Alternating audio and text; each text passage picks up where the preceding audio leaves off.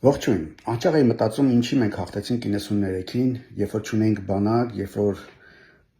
զորք չունեինք, երբ որ կռվող տղերքը բոլորը կռվողներ չէին, այլ ուղղակի պարզ հասարակ բանվոր գյուղացիներ, ու ինչի պարտվեցինք, երբ որ ունենք բանակ, զորք, զենք, ամեն ինչ ու պարտվեցինք։ Գիտեք, որտեղ 93-ին կար աղոթող ձեռքեր, որ բարձրանում էր դեպի վեր։ Աստվածաշնչում միտեղ գրված է, որ երբ որ Մովսեսը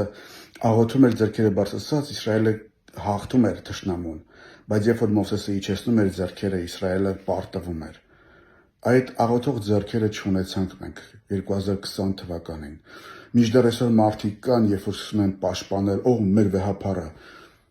Ինչի չաղոթեց վեհափառ, ինչի չաղաղակեց։ Գիտեք, այս թոհուբոհը Նիկոլի բարձրացրածը չի, դուք շատ սխալվում եք։ Բոլոր նրանք, ովքեր որ կարծում են, թե Նիկոլն ասա բարձրացրել, շատ սխալվում եք։ Այս թոհուբոհը այն մայրերի աղաղակն է, որ բարձրացան երկինք ու ասացին, չէ որ մենք մեր որդիներին քեզ էինք հանձնել։ Ինչու էսպես ստացվեց։ Ինչի նրանք երթ չվերադարձան։ Ինչի նրանք ուղակի հավերժացան։ Սա այդ աղաղակն է, առ Աստված, որ բարձրացավ, եւ հիմա Աստված որոշել է մաքրելու այն, ինչ որ պիտի արվեր։ Գուցե շատ, իսկ ինչի գուցե ընդհանրապես աղոթք չի արվել, գուցե ընդհանրապես չի բարձրացել պատարագ, թե հասիր, մի լռիր, մի սպասիր, սա քո ժողովուրդն է, իսկ երբ որ պարտվեցինք, առաքելական եկեղեցու բոլոր քահանաները, մեկը մեկի ետևից սկսում էին քարոզել, քո մեղքերի համար Աստված քեզ պատժեց ժողովուրդ, քո մեղքերի համար, ու ես հարցնում եի բոլոր քահանաներին գրում եմ, ասում եմ, որ ժողովրդի որ մեղքի համար, երբ որ կոտորածների ժամանակ Աստվածաշունչ էինք փախցնում, երբ որ փոխանակ ոսկի ու արծաթ դիզելու փոխարեն գիր ու գրականություն էինք դիզում,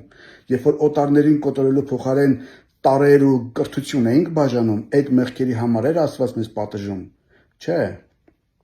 Պարզվում է Աստված հիմա սկսել է պատժել ու հանդիմանել ու ավիրել ու քարուքանդ անել այն,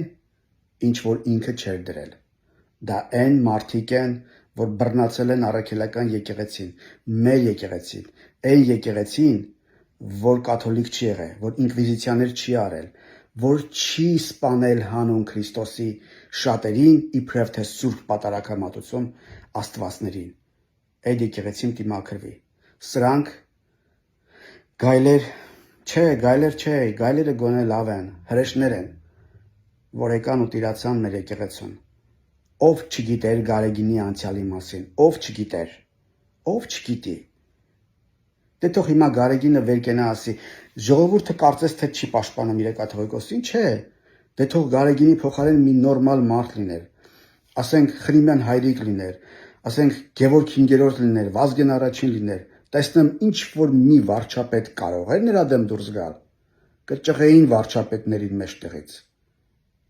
Քրիստոնյա ժողովուրդը չի սիրում իր առաջնորդին, սա ողբերգություն է։ Ես նույնիսկ եթե կաթողիկոս լինեի այն, որ Հռոմի Պապը եկավ եւ ամբողջ ժողովուրդը թափել էր Հռոմի Պապից օրհնություն էր խնդրում, ես կամաչեի, կապաշխարեի, կասեի իմ ժողովուրդը հայր չունի փաստորեն, օտար հո ձեռքը համբուրում, իսկ այդ կաթողիկոսի կներեք ասածից տնգլին չէր։ Ողբերգություն է սա մեծ ողբերգություն է, մտածել է պետք, որ մեր ժողովրդին աղոթող ձեռքեր է պետք։ Իմիջիալս մի բան ասեմ, ես էլ ասեմ ու վերջացնեմ, նկատել եք, որ մեր երկիրը կարծես մի տեսակ օրհնված չի։ Ախր նույն ծիրանը տարեք, ցանեք, աշխարհի ցանկացած տեղում այդ համը չունի, այդ ջուրը այդ համը չունի, այդ հացը մեր երկիրը հաց չի ստեղծում, մեր երկիրը ցորեն չի ցանում, որովհետև քարքարոտ է, լեռնոտ է, բայց նույն ցորենը, որ գալիս է մտնում է Հայաստան, համով հաց է դառնում։ Այդ նույն ցորենը օտար ազգերում ուտում ես, հաց այդքան համով չի, թխած այդքան լավը չի, տեսքից շքեղ է երևում, տեսքից քաղցրահամ է երևում, բայց ուտում ես համ չկա։ Մերի հացը համ ունի, եւ սա մենք չենք ասում, օտարներն են ասում։ Բայց մի տեսակ մենք փախնում ենք մեր երկրից։ Մտածում եմ ինչի համար ենք փախնում։ որովհետև օրհնություն չկա երկրի մեջ, որովհետև